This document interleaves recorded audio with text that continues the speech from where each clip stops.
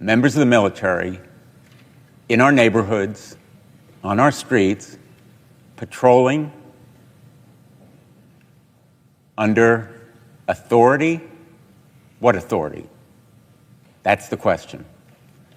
That authority has been challenged, and it will continue under challenge because the courts are continuing to decide whether Donald Trump has turned the National Guard into an illegal police force, in effect to serve his political ends and personal whims.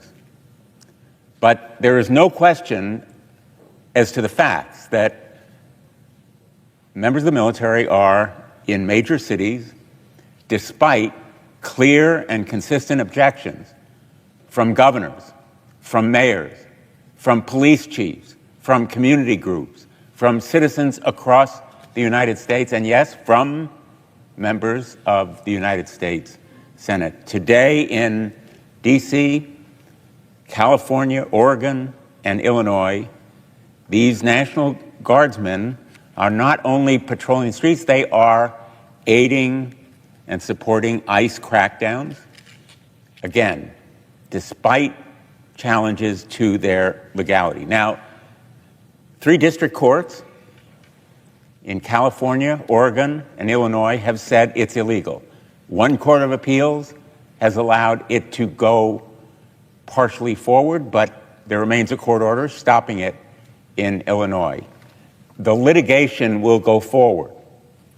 But here is the threat, the really dire and dangerous threat. President Trump has said that if those challenges prevail, he will invoke the Insurrection Act. He has said if courts, quote, courts or governors delayed the deployment, he will invoke an act that is 217 years old, which was written after the Whiskey Rebellion and the Battle of Wabash, when local police simply didn't exist in most places and were overrun in those areas by the farmers who were objecting to federal taxes. That original Insurrection Act was written at a time when police forces were limited and poorly equipped. And the Insurrection Act provided for federal force when a genuine insurrection, rebellion, armed violence was occurring beyond the control of local or state officials. And that is the point here. The founders found abhorrent the idea that there be a standing military force that could somehow act as a policing mechanism. In fact, they objected, many of them, to a standing army at all. But the concept of a military force defending the United States was that it be aimed at foreign adversaries and enemies. The threats from abroad were its target, not internal policing, not problems of law enforcement within the homeland.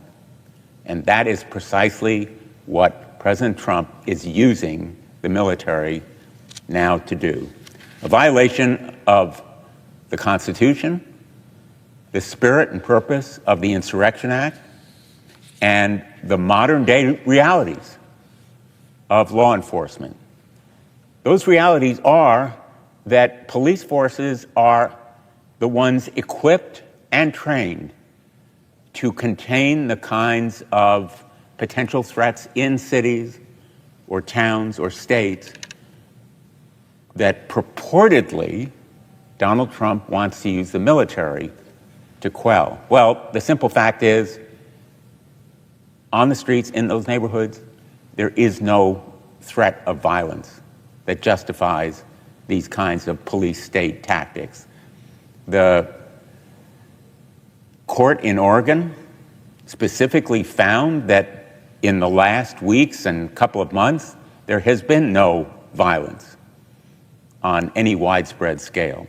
And the same findings, more or less, have been done by courts in other jurisdictions.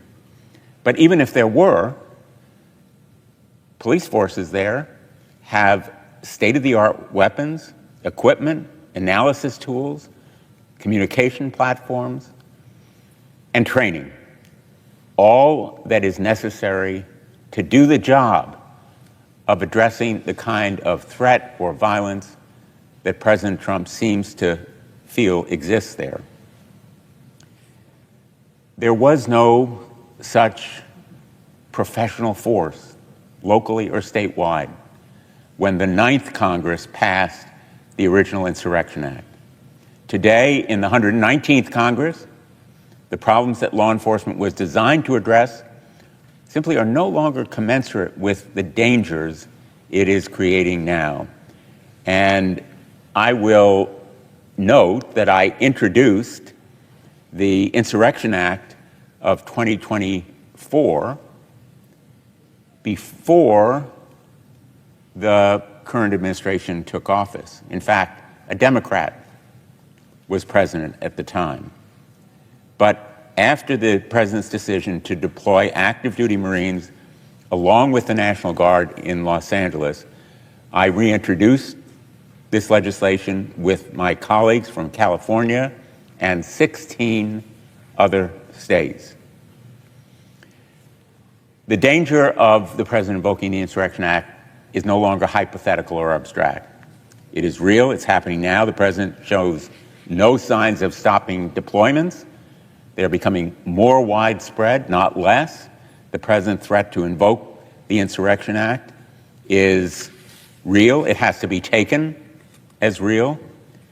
And I believe the courts will continue to rule against him, and that he may well use the Insurrection Act as a weapon to expand his deployments and turn these cities and states into armed camps and police states.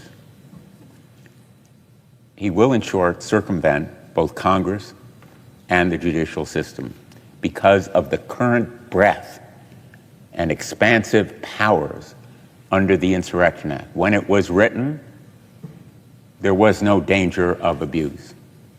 Now there is. When 600 armed rebels attacked government troops during the Whiskey Rebellion, there was a need for federal troops there. Nearly 1,000 federal troops, in fact, died at the Battle of Wabash.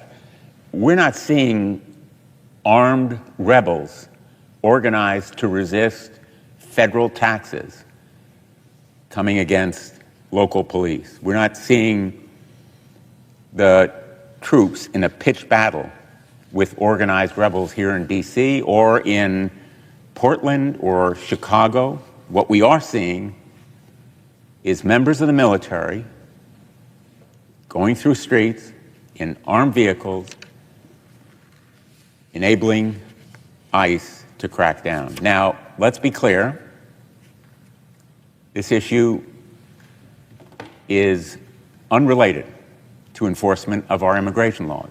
We can advocate strongly that immigration laws be vigorously pursued and prosecuted. It just shouldn't be done by the United States military. We have ICE to do it. And we can be critical of ICE for the kind of masked raids in unmarked cars that occurred just recently at an apartment building in Chicago, taking citizens as well as immigrants out of their apartments. We're here because of the need to specify in the Insurrection Act when it can be invoked.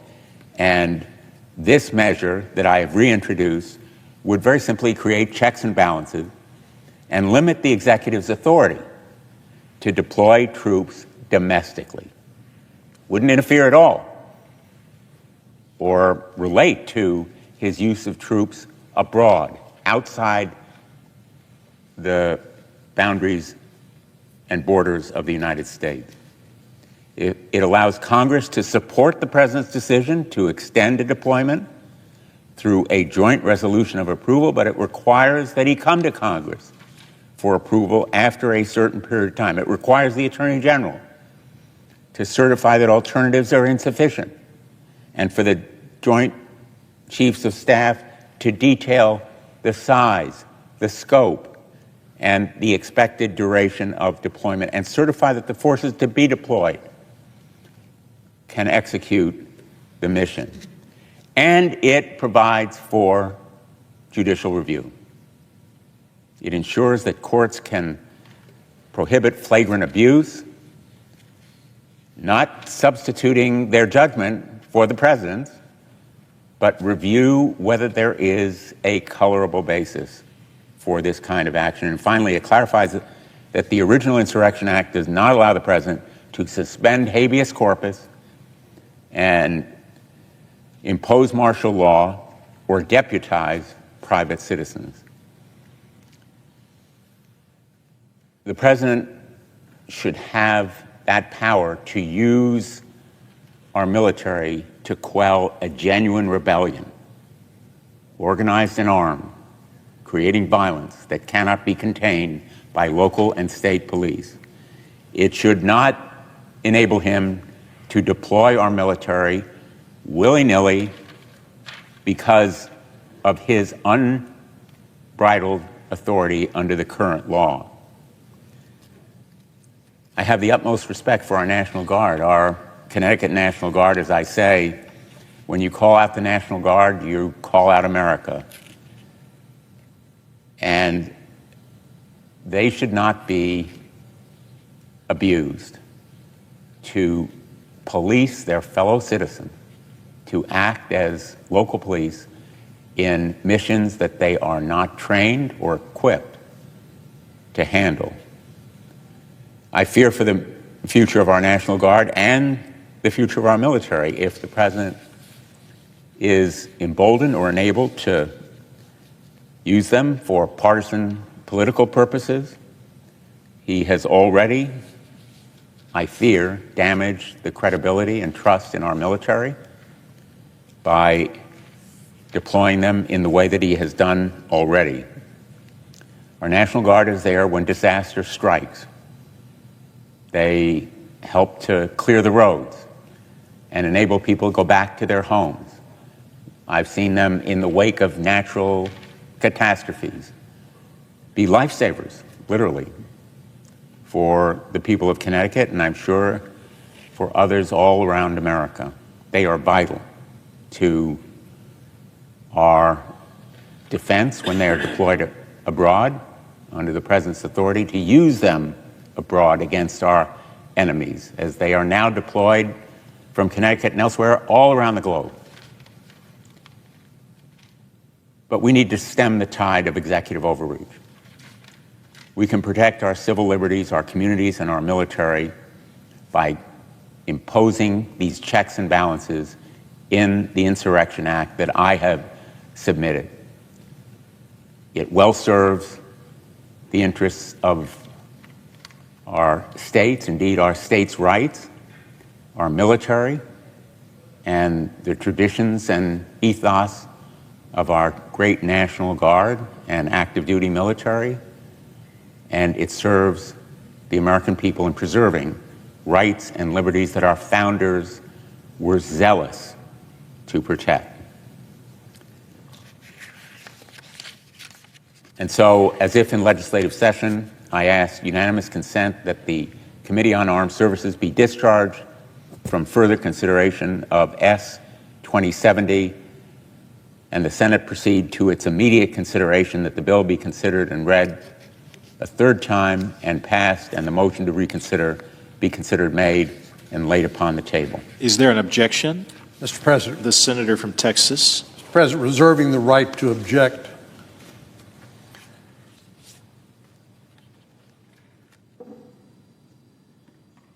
It is an amazing picture to me to see our Democratic colleagues resisting restoration of law and order in these communities across our country, including the nation's capital here, where the Mayor Bowser, has welcomed the deployment of National Guard to help keep the peace and support local law enforcement in enforcing the law. I won't go through the statistics, but one I remember in particular after an episode of carjacking by juveniles who basically had impunity because they weren't prosecuted by the U.S. attorney here in the District of Columbia, the previous U.S. attorney. Once President Trump deployed the National Guard, those carjackings went down 87%. 87%.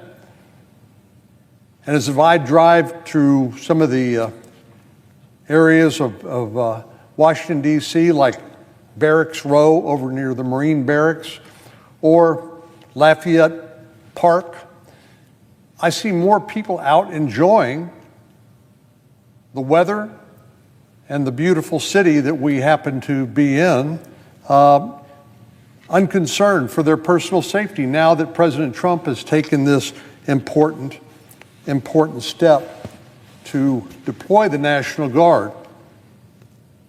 Now, I would just point out to my colleague, he knows this, that the National Guard is organized under state authority ordinarily, under Title 32 of the U.S. Code.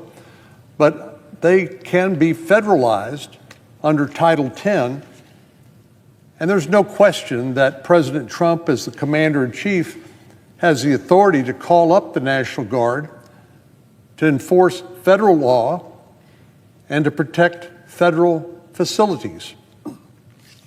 Federal law applies to the entire nation. It really is amazing to me to see our colleagues on the other side of the aisle employ some of the same arguments made by the pro-slavery states back before the Civil War. This doctrine of nullification is what it was called. It was sort of back in the heyday of states' rights, where the federal law would apply to the nation, but Southern legislators, governors, and members of Congress would say, well, the state has a right to nullify federal law. Well, that obviously is a discarded theory that has no weight whatsoever. President Trump is well within his constitutional bounds to enforce the law, federal law, in cities across the country. In fact, just yesterday, the Ninth Circuit panel authorized President Trump's deployment of the National Guard in Portland, staying the lower court's unlawful order. It's mind-boggling to me to see now Senate Democrats who've sworn an oath to uphold the Constitution, like all of us have, are opposing federal efforts to intervene in cities to enforce federal law and to protect federal property, just as they've done here in Washington, D.C. But the response has been dramatically different in cities like Portland or Chicago, led by Democratic mayors, even though Washington, D.C., Mayor Bowser, I think, is not exactly a rock-ribbed conservative, but she understands the importance of law and order to a prospering city where everybody feels safe. Last year, Portland was ranked the top 3 largest cities in the country, the top 3 large cities with the highest property crime rates, with nearly 1 incident for every 25 residents, a staggering amount. More than 5,000 car thefts were reported across the city of Portland. I can't imagine that any individual resident of Portland or any other crime-ridden city wouldn't welcome the opportunity to live in a safe environment. I encourage the mayor of Portland and the mayors of other blue cities rife with violent crime to look to Mayor Bowser as an example here in D.C. of how to work with the federal government to enforce the laws and make their cities safer. As I indicated earlier, here in the District of Columbia, it's like day and night compared to how it was under the previous administration. Here are some statistics. Compared to 2024, homicides have declined 25%, robberies have gone down 35%, and overall violent crime has gone down by 28%. I already mentioned the reduction in carjackings. So President Trump is making our cities and streets safer by enforcing federal law, and I would hope our Democratic colleagues would not try to thwart those efforts, which will make our cities less safe. And there can be no legitimate argument that President Trump does not have this authority to enforce federal law using federal officials. And we know that this has happened by our various states in the past. For example, during the 4 years of the Biden administration, where we essentially had open borders, Governor Abbott, the Texas governor, ordered the National Guard and the Department of Public Safety to back up the Border Patrol, who are overwhelmed by the open border policies of the Biden administration. Now, they weren't actually doing police work, but they were taking a huge burden off of the Border Patrol that allowed them to do their job and to focus on securing the border. And that's largely what the role that the National Guard is playing now. They're not doing police work. They're supporting local law enforcement, freeing them up so they could do their job to keep their communities safer, something I would think that we would all applaud. So, Mr. President, I object to the unanimous consent request. The objection is heard. Mr. President, The senator from Connecticut. before I turn to my distinguished colleague, Senator Welch of Vermont, a few quick points in response. First, I would note my friend from Texas has not mentioned at all the Insurrection Act. My problem is not only with the use of the National Guard as a police force, but even more alarmingly, the potential use of virtually unchecked power under the Insurrection Act. The measure that I seek unanimous consent on is the Insurrection Act that I have offered to provide limits on the president's power if the court should tell him that he can't use the National Guard in the way that he has done, and he makes good on his threat to invoke the Insurrection Act. Second point, the senator from Texas and I have worked together on a number of measures, and I'm proud of the work that we've done. And one area where we agree is that there ought to be law enforcement rigorously and vigorously to stop crime, to deter it, to punish it, and to make sure that our neighborhoods and streets are safer. In fact, he and I both served as attorneys general of our states, and we are both on the Judiciary Committee. The question here is really fighting crime and how best to do it. My feeling is that the best way to fight crime, local and state offenses, is to bolster local and state police forces, not to cut them and the resources supporting them, as President Trump has done. He's, in effect, cut the burn grants from the Department of Justice. He stopped training programs. He has reduced the provisions and programs for equipment. And so the restrictions that are imposed on resources going to the federal government for local and state police work contrary to the goals of fighting crime. Using the National Guard as a substitute for local and state police is not only contrary to law, it's also contradictory to the practical demands of policing, which require a different kind of equipment and training than our National Guard have. And so local and state police ought to be supported as enthusiastically and fully as we can do, and not in effect, use the National Guard as a quick fix. They won't stay in the District of Columbia for months or years. They are here very temporarily, and if they've accomplished a reduction in crime, the same could have been done by simply providing more resources, more cops on the streets with the equipment that they need to accomplish the same end. We're not talking about security of our borders. We're not talking about nullification of federal law. We're talking about overreach and possible overuse contrary to the spirit of our federal system of a National Guard force that should be fighting our adversaries abroad or taking care of natural disasters and catastrophes, not employed as local police, which they are not equipped or trained to do as readily as civilian police. With that, I'll turn to my colleague from Vermont. During remarks on the Senate floor Tuesday, Senator John Cornyn, Republican Texas, blocked Senator Richard Blumenthal's, DCT, bill aimed at limiting President Trump's authority to deploy the National Guard.